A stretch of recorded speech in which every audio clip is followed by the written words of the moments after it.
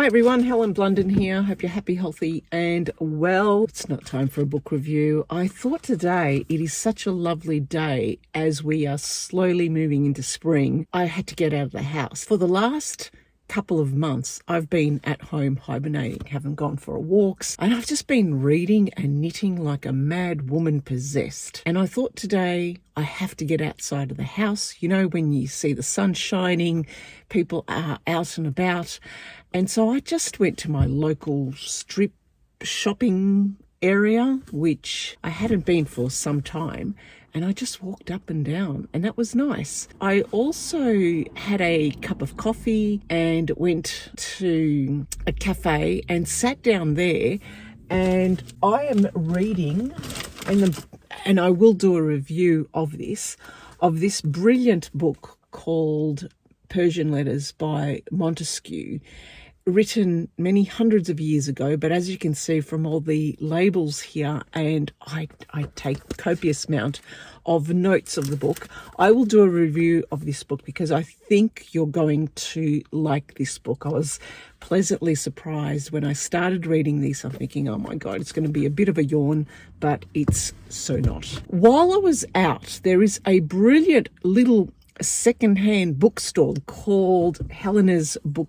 Shoppy, and I love it. I went in there because I get my secondhand books from there, and she had a whole stack of books that she had bought from various people who are selling their books or getting rid of their estate and so forth.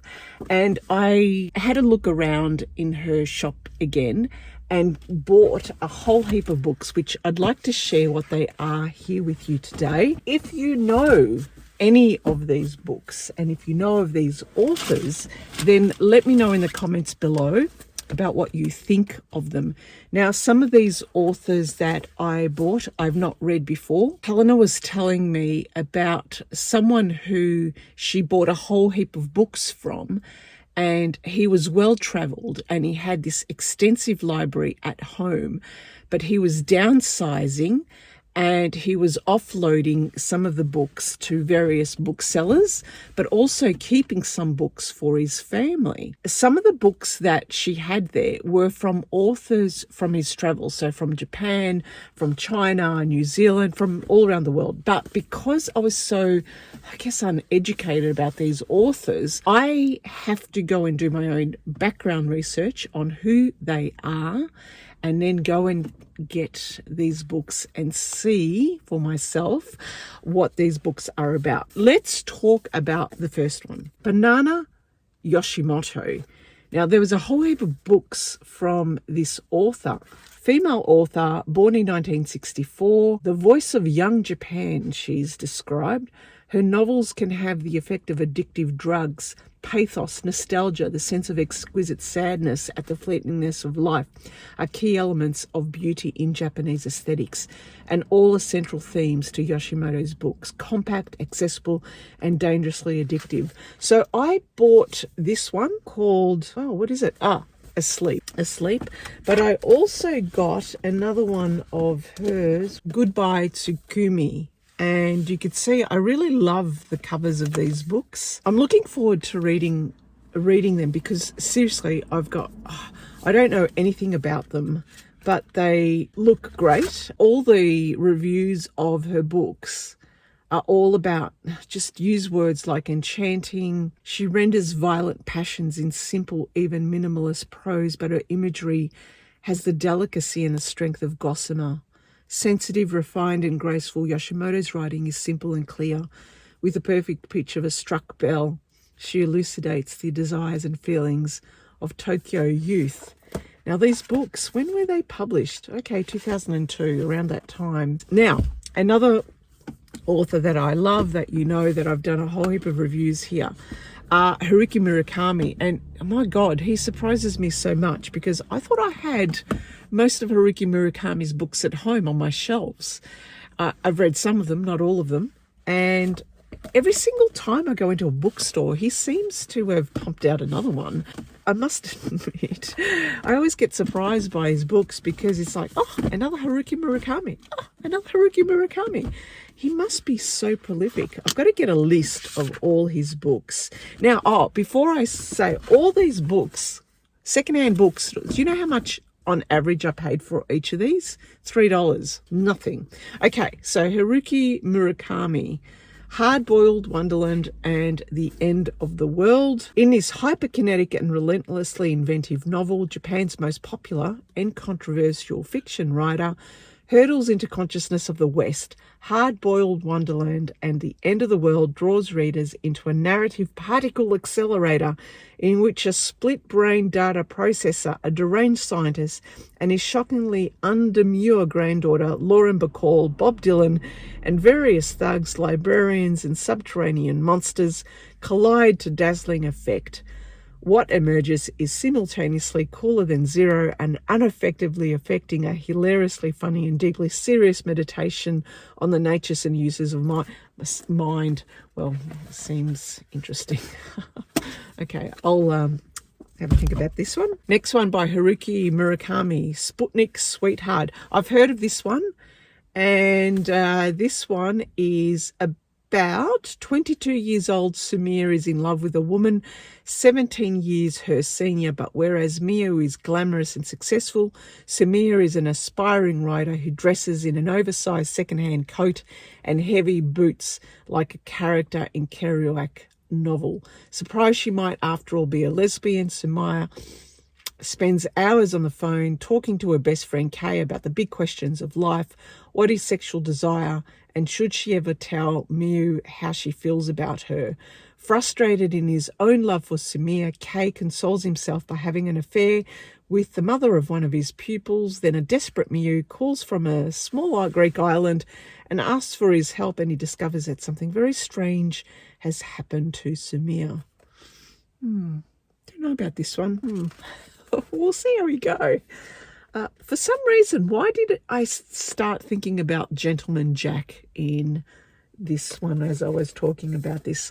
I've been watching the series Gentleman Jack on HBO Max. I love it because I recently read the story by the book called Learned by Heart by Emma Donoghue. I haven't done a review on that here, unfortunately, because I was just running out of time. I was reading and knitting, and just making these videos just takes a long time for me, and editing them so much that I just thought, no, I cannot do a review on it. But I've been enjoying Gentleman Jack, so maybe similar themes, who knows. Okay, another one, Haruki Murakami, a thick one too. This one I've never heard of it. Dance, Dance, Dance. Okay, here in Dance, Dance, Dance, Murakami continues the tale of an ordinary man on an extraordinary journey. Now in his mid-30s, our hero lives in a world glittering with technology and success.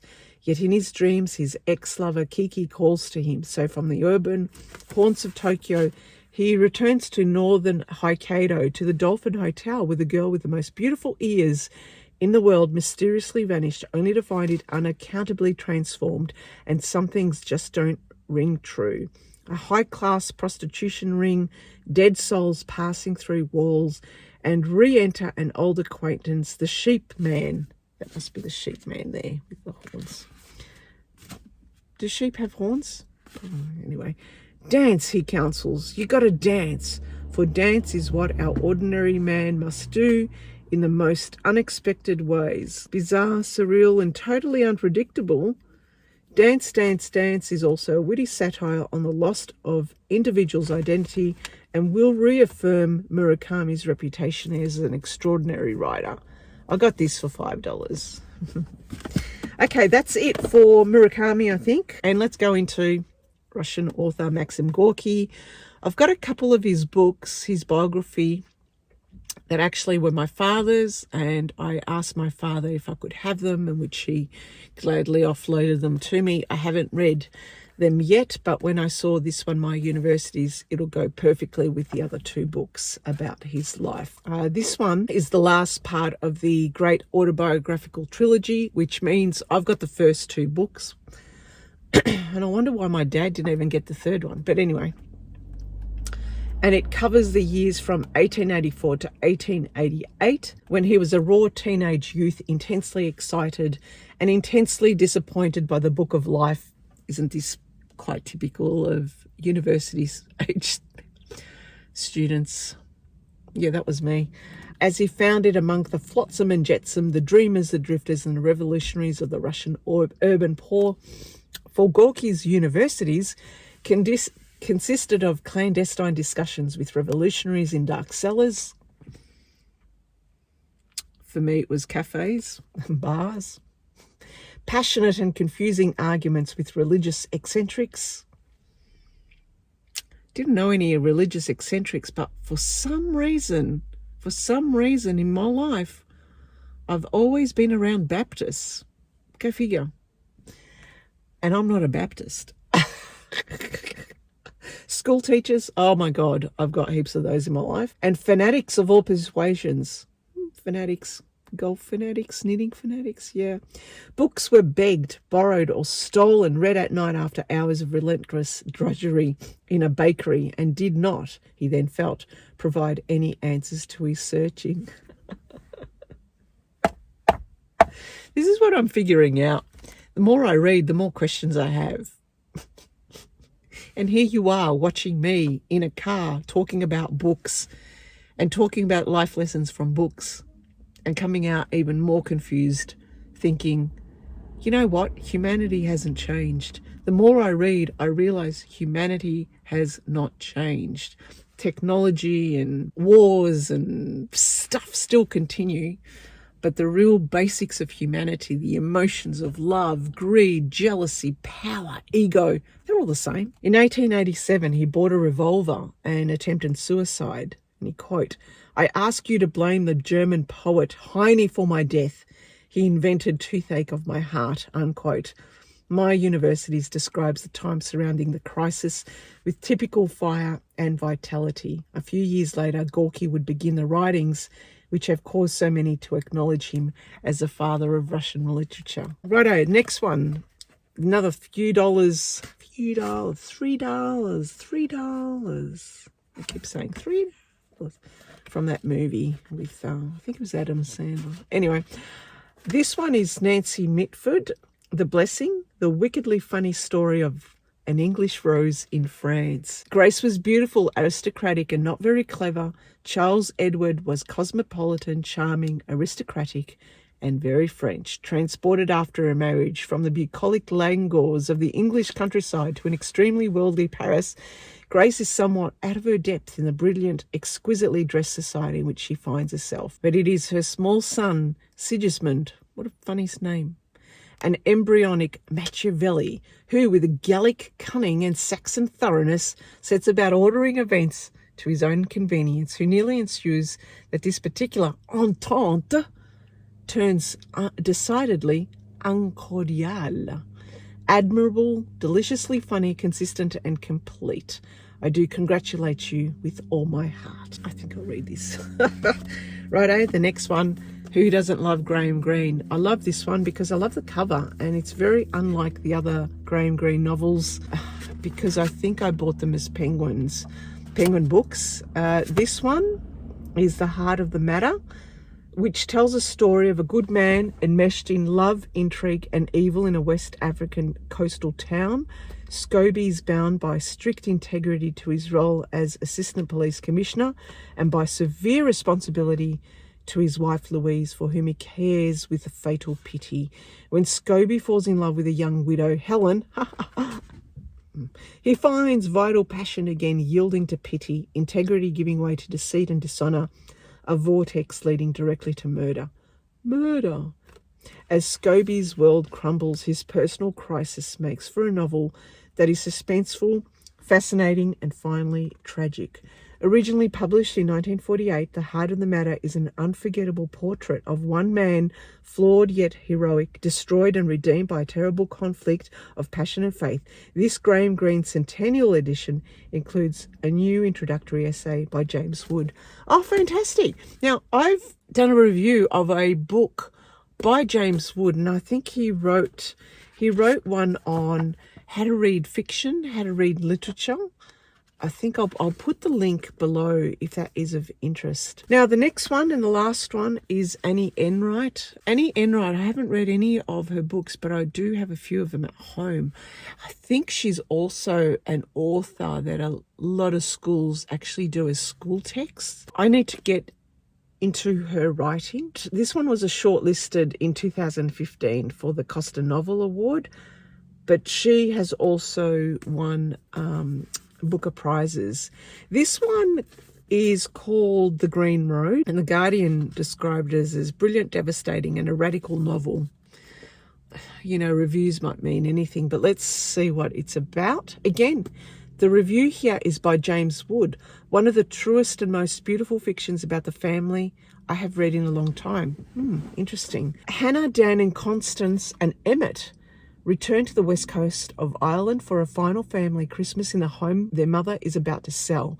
As the feast turns to near painful comedy, a last desperate act from Rosaline, a woman who doesn't quite know how to love her children, forces them to confront the weight of family ties and the road that brought them home. Sounds interesting, sounds enigmatic enough, and best of all, it looks as if whoever had this book before me has read the whole lot, because the spine is cracked, which is a sign of a good thing. I don't mind spines cracked. So there you go, all up about $30 worth of books and some intense reading ahead for me. Oh, hang on. No, one's fallen down here. Oh, okay, this is the last one. Ignore what I said. This one I was captured by the blue and the white, given that my background is Greek. So Corfu, which is a place I would love to visit one day, which I've never been. My family and my background stems from Crete.